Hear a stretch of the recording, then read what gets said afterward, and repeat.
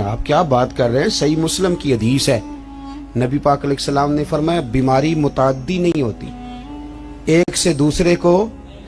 ایک شخص نے عرض کیا تھا یا رسول اللہ یہ میرے اونٹ کو خارش پڑ گئی ہے اس اونٹ کی وجہ سے، اس کو خارش تھی، یہ اس کے پاس گیا تو اسے بھی پڑ گئی۔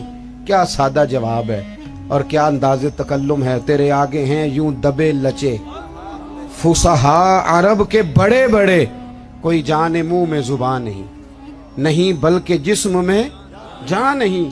کہا جناب میرے اونٹ کو اس اونٹ سے خارش پڑ گئی، تو ایک جملہ کہا نبی کریم نے۔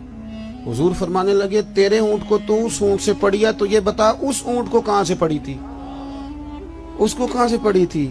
اور اس کرنے لگی حضور وہ تو قدرتی معاملہ ہے۔ فرمایا یہ بھی قدرتی معاملہ ہے، تو فرمایا وہ بھی قدرتی ہے۔ اعلیٰ حضرت جلدی نہیں مانتے تھے۔ آپ کے سارے سائنسدان کہتے ہیں زمین گھومتی ہے، اور ہمارے بچوں کا تو بیچاروں کا دماغ گھومنے لگا جب سے یہ پڑھنے لگ گئے۔ زمین اتنی موٹی کتاب لکھی اعلیٰ حضرت نے، زمین ساکن ہے نہیں گھومتی۔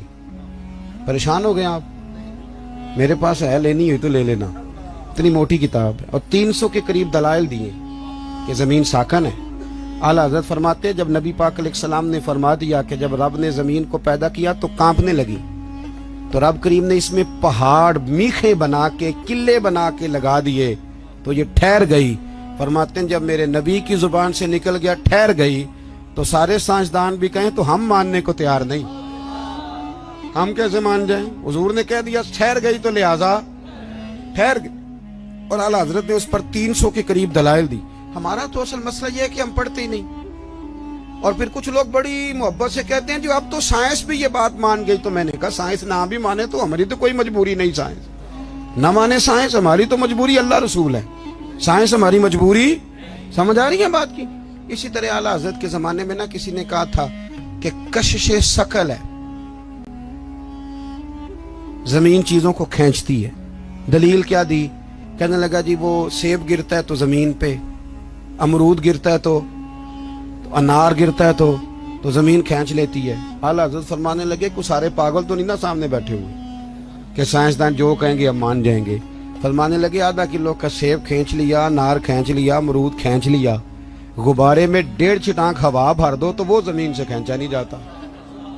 یہ عجیب فلسفہ ہے تمہارا بھائی کہ زمین اپنی طرف، بیالوجی والے تھک گئے کل یہ بیان کر کے، ہیں جی فزکس والے بیچارے تھک گئے رٹے لگا کے۔ تو اعلیٰ حضرت فرمانے لگے تمہارا کسی عقل مند سے پالا نہیں نہ پڑا، او خدا کے بندو اتنا موٹا انار سیب امرود کھینچ لیا تو 1.5 چھٹانک ہوا تھی غبارے میں، وہ نہیں کھینچا گیا۔ تو حضور پھر آپ بتائیں معاملہ کیا ہے؟ تو اعلیٰ حضرت فرمانے لگے معاملہ یہ ہے کہ ہر چیز اپنی اصل کی طرف لوٹ جاتی ہے۔ چونکہ امرود زمین سے پیدا ہوتا ہے تو زمین میں آ جاتا ہے، چونکہ انار زمین سے پیدا ہوتا ہے تو زمین میں آ جاتا ہے۔